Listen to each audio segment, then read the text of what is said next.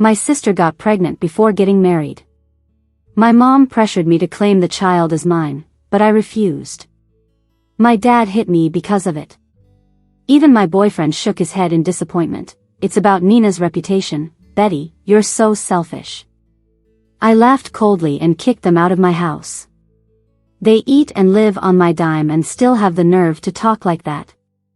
When I found out my sister was pregnant, I was on a business trip out of town. That day, my mom called me. Her familiar loud voice came across the line. Betty, give me 500 grand. Your sister's pregnant. I already told Nina you'd cover the birth expenses, the maternity center, and the nanny fees. This 500,000 is just the upfront cost. If it's not enough, you'll have to give more. And by the way, come home right away and transfer the house to Nina. She can't be living in someone else's house. She hung up before I could say a word, as if certain I'd comply. A few minutes later, my dad, my mom, and my boyfriend all bombarded me with texts. Got a little money and you think you're something? Nina's your sister. If she hadn't wanted someone to play with, do you think you'd even be here? Why is the money not here yet? You want Nina to beg? You just think she's smarter and prettier than you and you're jealous. Don't make me come to your office and yell at you. Betty, I'm really disappointed in you. I think I need to rethink our relationship. Nina's in a bad mood. Hurry up and transfer the house. You have to cover the transfer fee yourself, got it? You worthless brat, I'll give you 10 minutes to get that money here, and I might let it go. I stayed silent, feeling incredulous. Was it my fault she got pregnant? Nina, my sister. Ever since we were kids, I've been living in her shadow. It's not that she's super talented, it's just my parents dote on her. How much, you ask? They treasure her like a delicate jewel, afraid she might feel the slightest bit unhappy. From elementary to high school, she attended the priciest private schools. Everything she wore, used, and ate was funded by the family's collective effort. Meanwhile, I wore her hand-me-downs and ate her leftovers. Even this so-called boyfriend was hand-picked by my mom, with one condition: he had to treat my sister as his own. If I ever objected, my parents would threaten me. Looking at the flood of angry messages on my phone.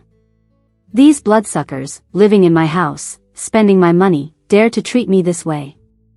The day I returned home, I saw my sister Nina, lying on the couch with a huge belly. I couldn't believe that after just a few months away, her belly was ready to pop. She looks like she's about to give birth. My mom and dad ignored me. They were busy fanning her and feeding her watermelon chunks. As for my boyfriend Bob, he was tenderly touching her belly, grinning like crazy. When he saw me, there was a flash of disdain on his face, but he quickly hid it. You actually came back. I tilted my head, eyeing them. This is my house, do I really need to report to them when I come back? They were prepared. As soon as I walked in, they tried to drag me out to force the house transfer. Meanwhile, my mom dropped a bombshell on me. Once Nina has the baby, you're raising it. Having a child out of wedlock is a disgrace my daughter can't endure. Once the kid's older, they'll officially call Nina a mom. She kept rambling, while the others nodded in agreement. I interrupted with a cold laugh. Why should I raise her kid? My mom frowned, as if it was obvious. Nina's your sister, isn't that enough? Besides, having a kid out of wedlock is bad news. You should just stay home for a few months and say you're pregnant. Your precious daughter got pregnant, and I have to clean up her mess. She dared to get pregnant out of wedlock, but is worried about her reputation. I looked at Nina, gasping and pointing at me, her belly trembling with her breaths. Bob was worried sick, calming her down while directing his anger at me. Betty, you have so much money. Why not raise a child? This is about Nina's reputation, it's important. I'm extremely disappointed in you. Nina always spoke highly of you to me. Bob, don't be mad. Betty will agree. This kid will call you Dad in the future. Right, Betty? Nina, stroking her belly, smugly glanced at me, raising an eyebrow. I watched their act quietly. Could the kid actually be theirs? Calling him Dad and her Mom? When I stayed quiet, my dad's face darkened, and he moved to hit me, swinging a slap my way. I dodged, his hefty figure nearly stumbled. "Oh, you think you're too big to listen now, huh? Just because you make a little cash, you're treating me like I'm invisible, huh?" I laughed, turning to leave. "Fine, let's see what happens." I mortgaged the house. I maxed out the loan. I picked a well-known mortgage company, telling them straight up I couldn't repay the loan, and they could handle the house however they wanted. Losing a little money, I didn't mind. I even told them about the freeloaders, which was why I mortgaged it in the first place. After all this, I felt surprisingly relieved. To celebrate their imminent homelessness, I ordered a solo hot pot to my hotel. Just as I was about to indulge, my sister called and texted me. I only blocked the other 3, almost forgot about her. What was I thinking? "Betty, you actually mortgaged Nina's house. Get the money over and transfer the house to Nina, I'll let this go." I'm flipping through the messages they sent me like I'm watching a comedy skit. No wonder they're a well-known company in the industry, their efficiency is top-notch. They know how to handle debt dodgers. Just now, the mortgage company messaged me, saying they'd soon list the house for sale. After deducting the mortgage and interest, I'd pocket over 50 grand. "You skank, don't forget I have the property disclaimer you wrote. You mortgaged my house without permission. I've reported you to the cops. Enjoy jail, you bitch." Before long, I got a call from the police. "Is this Ms. Betty? Please come to the police station as soon as possible." Never been called to a police station in the middle of the night before. My mom, eyes red, yelled at me, "You little brat. Should have strangled you when I had the chance. Give the house back now." Bob even rolled up his sleeves, ready to go at me. I was pitifully hiding behind the officer, look at them threatening me. That one just tried to hit me. Imagine how they treat me behind closed doors. "You're my daughter, every penny on you is mine." My mom lunged at me, claws out, as if she wanted to rip me apart. The cop said, "This is the police station." "What are you doing?" My mom, ever the bully, backed down immediately upon his words. Nina chimed in, "Mom's just too anxious, it's not her fault. Betty mortgaged my house without permission. The loan company kicked us all out, especially while I'm pregnant. She should be the one arrested." The cop gave me a stern look and took me aside for questioning. I handed over copies of the property certificate and the mortgage documents. "This house is mine. If I'm not living there, can't I mortgage it? It's all legal." I couldn't take it anymore with them living in my house. They even pushed me to a hotel. All alone outside, and in debt recently, I had no other choice. Seeing my name clear on the property certificate, since I hadn't broken any laws, the police didn't say anything and let me go. My mom was fuming, pulling a blank sheet from her bag and slamming it in front of the police. It clearly stated, in black and white, that I, Betty, voluntarily renounced the property to my daughter Nina. "Look. The signature is right here, it's legit." The cop glanced at it. It clearly said the house was gifted to Nina. Only, who is this birdie? The cop's question dumbfounded them. "What does the shiny birdie have to do with me, Betty?" I started laughing my guts out. I saw this coming from miles away. When they forced me to write the disclaimer, I purposely signed it Birdie. Funny thing is, they never noticed. They casually picked my name, and no one noticed the mistake. Nina, belly bulging, looking grim, took advantage of being pregnant, grabbed something, and flung it in my direction. My mom, realizing the disclaimer was useless, laid on the ground flailing, yelling at the police with her finger practically up their noses. "I don't care. That little brat must have paid you off. This house is my daughter Nina's. If I don't get the house back, I'll cause a scene every day, right here at the police station." The police station became a circus. Finally, all 4 of them were detained at the station for a lecture. With nowhere to stay and lacking funds, they couldn't help but plot new mischief. My mom would do anything for Nina. When I first bought the house, she showed up at my work, causing a scene, sat in front of my house sobbing, and eventually forced me to sign that so-called disclaimer. Surprisingly, the first to come looking was Bob's family. And they wanted to discuss marriage. They ambushed me on my way to work, so I reluctantly agreed to meet them at a cafe below my office to clear the air. Bob's family gave me the stink eye right off the bat. I just snickered, waiting for their next move. Let's be honest. You're just average. My son's a college grad with a bright future. If your family hadn't chased him down, I wouldn't have agreed. I heard you mortgaged the house.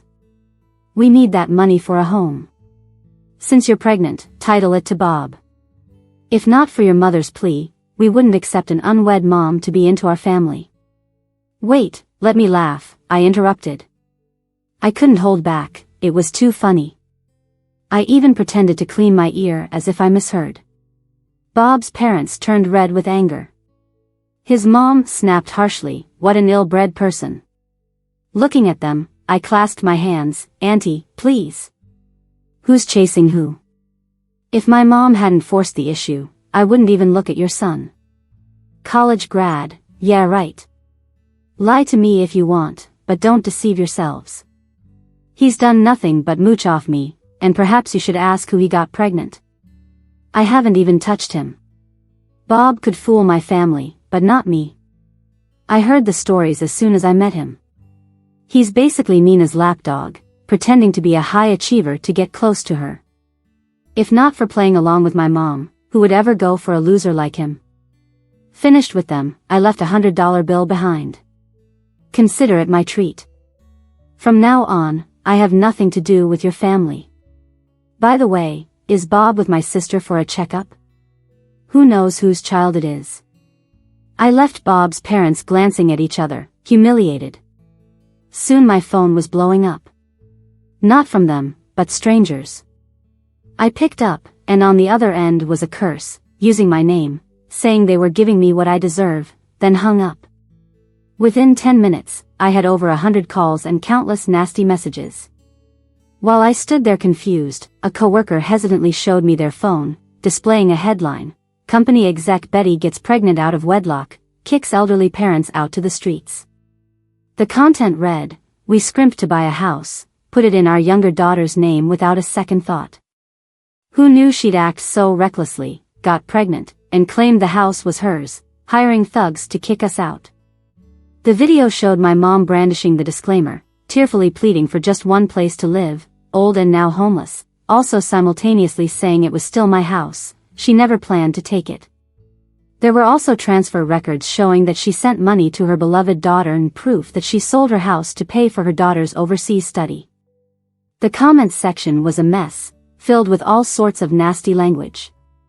Some troll accounts even dug up and shared my company's address, photos, ID, and phone number. A bunch of angry netizens were leading the charge against me. My phone pinged with another message. I noticed one text in particular. "Don't think selling your house will get you off the hook. I got dirt on you." The message was anonymous, there was no way to track the sender. I let out a sarcastic laugh, figuring it was another one of their little games. Using anonymous messages, not a bad idea. They kept bombarding me, worried I might miss it. They threatened that I needed to transfer $2 million to an account within 3 days or my secrets would be out. Successful Betty turned out to be quite the scandalous figure in private. I wondered, could I still show my face at work if this got out? Seeing no response from me, they sent another message. "You don't want your nudes out there, do you? With a body like that, you're wasting your time at a regular job." They attached a nude photo of me with the message, "An appetizer, do you like it?" I shrugged, unimpressed. "Really? That's your Photoshop work? You claim it's mine like that just makes it true. Got proof? If you have proof, bring it on. I'd happily give them a pair of shiny bracelets." I took to social media and shared these blackmail texts, captioning it, Go ahead and post them, if you dare. Luckily, the recent drama with my parents gave my post a ton of visibility. The post blew up immediately. Most comments were praising, saying I was a genuine, modern woman. A few rotten apples, hiding under anonymous usernames, were still spreading trash. Did everyone forget Betty, the one who kicked out her parents and betrayed her boyfriend, is now some big deal? Why not post the whole picture? Scared? Miss Goody Two-Shoes too good to show it all now? That's the kind of vile stuff they said. I quickly contacted my top-notch lawyer, determined to meet their demands as fast as possible. Soon, the real names, schools, and workplaces of a few were pinned on my social media. And I followed up with another post: cease and desist letters coming your way. Happy now? Some sharp-eyed folks noticed that a few of them were still college students. Some even had grad school admissions lined up. The news spread like wildfire, and people kept urging their schools to step in. As expected, they quickly apologized beneath the post, pleaded for mercy, and direct messaged me asking to unpin their details. Their tone was desperate and genuine, the same way they barked earlier.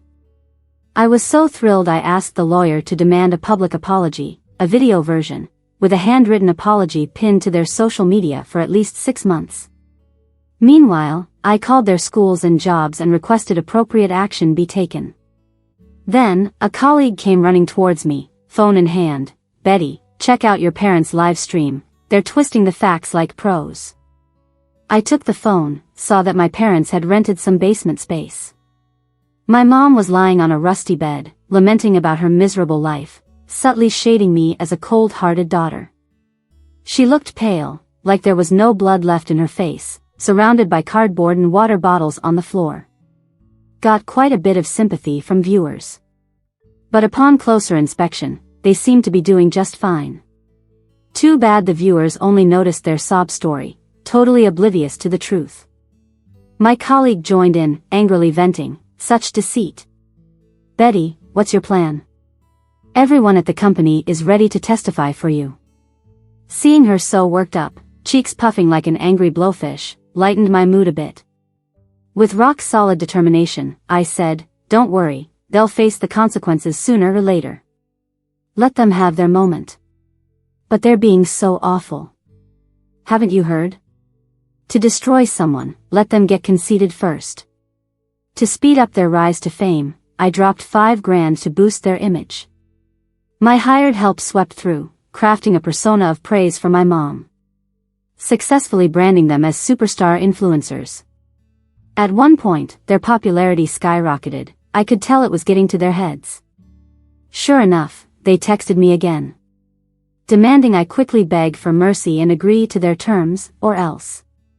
Set out of our old relationship, they wouldn't hold my house-selling mistake against me if I bought them a top-tier school district apartment and a large flat for themselves, plus cover any future child expenses. Fists clenched, I was ready to fight back hard. When my mom went live again, I logged in with my real name verified account. She was mid-rant, eyes red and wrinkles trembling as she passionately talked about her love for her daughter. For a second, my mom's smug look faltered when she saw my brilliantly shining name enter. The chat exploded, more people joined to watch the spectacle unfold. The stream's popularity soared, even causing it to buffer. Mom seemed caught off guard, mouth agape, looking almost comical. Probably didn't expect the notorious me to boldly enter her space. But she quickly regained her composure, continuing her tale of woe, expecting another round of sympathy. Little did she know, her fans were all mine, scripted for this moment. The crowd egged her on, making her sweat. Finally, she linked with me. I seized the moment. Mom, how could sister enjoy her blessings alone, ignoring you? I'm here to speak for her. Mom was stunned, wanting to refute, but before she could, I added. Oh, I get it, is sis tired from carrying my boyfriend's baby? Tell her I'll be worried if she wears herself out. After all, didn't you say, her kids are mine too? You also want me to shoulder her out of wedlock pregnancy shame, right? The live stream blew up instantly. What's going on? Who got who pregnant? I can't keep up. What are you talking about? My mom was furious, jumping up to shout at me angrily. Your sister is the best child. If you spread rumors, I'll have to get a lawyer involved. She was like a spitting machine. She sat on the floor, wailing like a banshee. How did I end up with a thankless person like you? Our family is doomed. Raising someone like you. Betty, you deserve the worst. How did we wrong you? We raised you, put you through school, and now you falsely accuse your sister.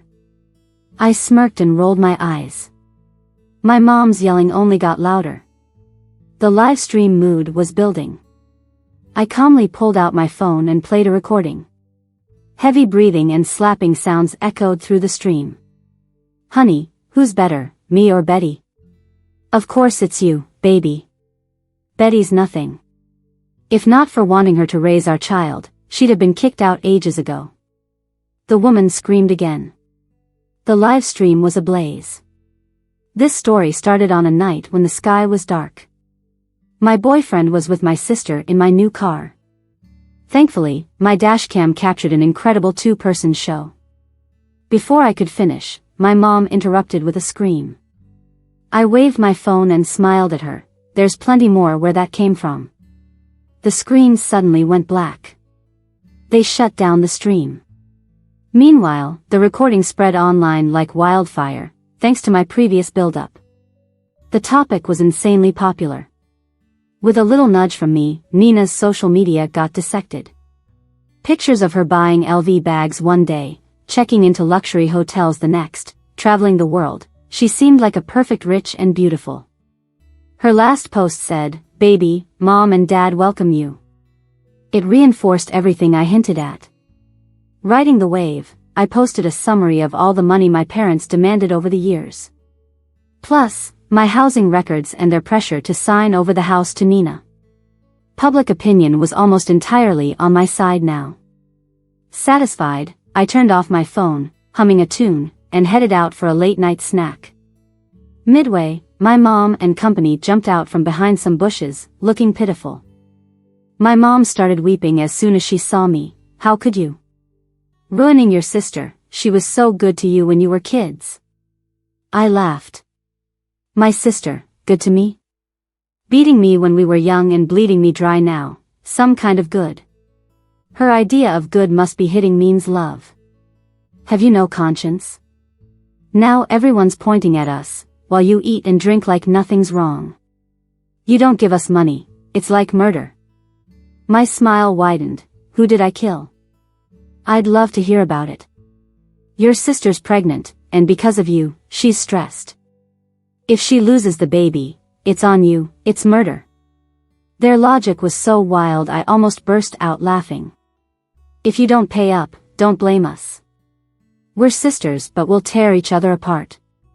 Everyone looks out for themselves first. Nina stared at me like a hawk, joined by others with piercing glares.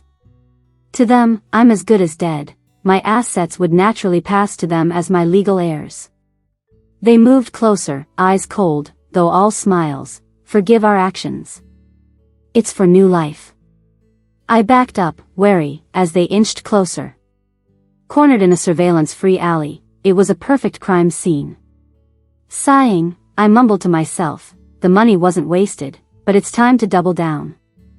I screamed once, and out of nowhere, several huge guys showed up, surrounding me protectively. My mom and crew were dumbstruck, thinking they were just passers-by. But they were folks I hired. I patted their muscular arms, impressed, not bad. High-quality bodyguards. Nina shrieked, clutching her belly. Who dares hit a pregnant woman? It's illegal. I smiled at Nina. A crisp sound echoed through the alley. I kept going, slapping her 5 or 6 times. Nina held her belly with one hand and her face with the other, eyes venomous, screaming and cursing. Mom and the others were blocked by the bodyguards, cursing non-stop, eager for a beating. I waved them on. Gentlemen, don't hold back even if they're old, ugly, or disabled. Ignore the pregnant one. Amidst the chaos, my mom and the others were left battered and bruised. Bob crawled to my feet, grabbing my leg. "Betty, stop it. I'm the one who loves you most. I'm your boyfriend." I looked at his pitiful face, blood dripping through his teeth, feeling disgusted. He was talking nonsense, so I kicked him in the face and called one of the bodyguards. "Get rid of this filth." Bob was dragged away, and I, still seething, kicked him between the legs. His cries only worsened my headache, so I kicked him again. I then calmed my racing heart, nearly disgusted by the dirt. Once they were thoroughly roughed up, I checked them. Just surface injuries, even with security cams they'd only risk a fine. And here, there wasn't any surveillance. Feeling content, I clapped my hands to signal an end. I turned to my sister cowering in the corner and waved, "Later." She trembled uncontrollably, a puddle forming beneath her. I couldn't help laughing. She never mentioned wetting herself when making threats. I thought they'd quiet down, but my sister had really snagged herself a rich guy. Ridiculous thing was, she believed he'd marry her for the cash. Thinking she had a fallback, she ditched Bob, admitting the baby was never his. Bob was furious and hit her. Nina lost the baby, weakened, and tried conning the wealthy dude for cash. Turns out, he was into pregnant women, couldn't get her pregnant as he was already fixed. My parents insisted that the rich kid get a divorce and marry Nina, or they'd hang themselves in front of his house. They set up a sign, kneeling on the ground, crying to everyone passing by about how the rich kid had deceived their precious, innocent daughter. The rich kid tried to reason with them a few times, but that only fueled their theatrics. They moved on to acts like banging their heads against walls, threatening suicide, stripping down and accusing the rich kid of assault. It was all madness. But it seemed my mom forgot that the rich kid and his wife weren't pushovers. It wasn't long before my sister was found naked, dumped in the middle of a busy street. And unsurprisingly, someone leaked the info about who was blackmailing me. I figured it was my sister. I already had my suspicions. I posted a status visible only to Nina. "I know who's been blackmailing me." Then, I waited for her to take the bait. Sure enough, it wasn't long before she approached me, ordering me to delete the text. When I refused, she arrogantly claimed that she just had a miscarriage, and the prison wouldn't take her. She had mastered my mom's manipulative ways, maybe even surpassed her. But Nina could still be useful. I proposed an alternative way for her to make money and generously gave her 3 days to think about it. Predictably, Nina convinced herself in half an hour. She agreed, as long as I kept my end of the bargain. With that, she also sent over a bank card. I kept my promise and wired her $50,000. I'm well aware that no matter how badly my parents treat me, I'm legally obliged to support them. They're like ticking time bombs, bound to cause trouble someday. When they cry in front of the cameras, they'll win people's sympathy. If I refuse to support them, I'll be labeled as cold-hearted and ungrateful. So, Nina and I struck a deal. I'd pay for a power of attorney letting me handle my parents' admission into a psychiatric hospital. I kindly gave her 3 days, but Nina didn't even need them. Like they say, birds of a feather flock together. Nina conned them into taking a mental health assessment. With her leading the charge, my parents were deemed mentally unstable. Ironically, they believed Nina was being filial by bringing them for a checkup, even smugly texting me to mock me. Completely unaware, they'd sealed their own fate. On the day they were admitted to the hospital, they demanded to see Nina. I handed over the admission paperwork. It had signatures from both Nina and me, Betty. They went berserk trying to tear it up, screaming to the staff that they were sane, claiming I was plotting against them. But the staff stayed cool. All patients say they're sane. They seemed to think my parents had delusions of persecution, so who knows how long they'd be stuck there.